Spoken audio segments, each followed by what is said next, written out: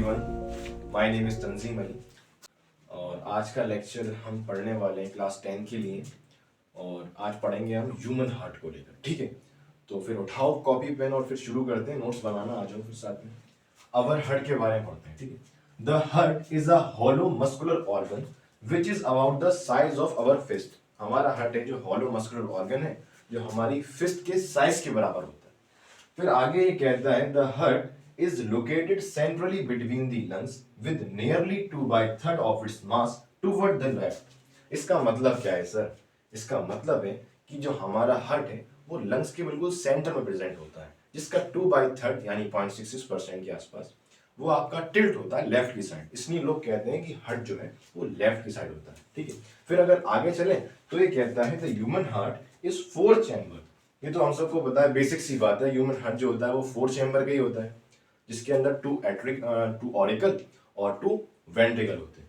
सबको पता है ऑरिकल जो है वो अपर पार्ट है, स्मॉल होते हैं। Ventricle lower part of the heart है जो आपका लार्ज होते हैं।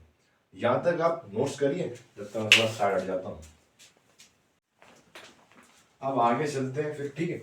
तो आगे चलोगे तो आप देखोगे ये कहता है कि the walls of the heart are made up of cardiac muscle. सबको पता है हार्ट कार्डियक मसल होती है हार्ट में, ठीक है। उसके बाद आप देखो तो ये कहता है an outer double membrane that inclose the heart is known as pericardium. अच्छा, पेरिकार्डियम की एक लेयर होती है जो आपका डबल मेम्ब्रेन से बनी होती है, जो हार्ट को इनक्लोज करे हुए है। फिर ये कहता है ये प्रोटेक्ट करती है हार्ट को, किससे? एनी मैकेनिकल इंजरी से। उसके बाद ये कहता है the space between 2 pericardial membrane. मैंने कहा ना पेरिकार्डियम की लेयर जो है वो डबल मेम्ब्रेन से बनी है, तो उनके बीच में जो स्पेस है ना उसको कहते हैं पेरिकार्डियल स्पेस। और ये स्पेस के बीच में क्या फील्ड होता है? Pericardial fluid. यहां तक तुम्हें आना चाहिए, तो प्लीज नोट कर लो इसको। अच्छा, तो यहाँ नोट्स कर लिया होगा। अब आगे चलते हैं, अब पढ़ेंगे हम valves in the heart. Sir valves होते क्या है? तुम वल्व को समझो दरवाजे। क्या है? दरवाजे जो आपका ब्लड के ना बैक फ्लो को प्रिवेंट करते हैं, तो वो पढ़ने वाले। तो valves in the heart, there are 4 valves in the heart. 4 valves होते हैं हार्ट के अंदर। एक होता है आपका बाइकस्पिड वर्ब। अच्छा, बाइकस्पिड वर्ब, हाँ। This valve consist of 2 flap. ये 2 फ्लैप के अंदर कंसिस्टेंस नहीं होता, इसलिए इसको बोल रहे हैं बाइकस्पिड। और कहां प्रेजेंट होता है?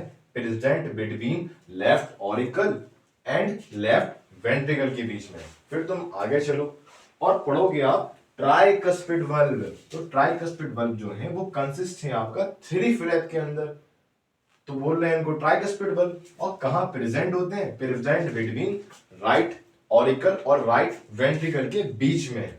उसके बाद आप थर्ड नंबर पर आइए, तो पढ़ोगे आप पल्मोनरी सेमीलुनर वल्व्स।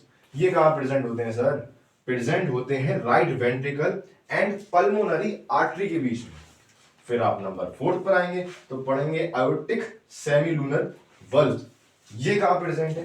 प्रेजेंट है between left ventricle and iota पर। यहां तक आना चाहिए, नोट्स करिए। मैं सर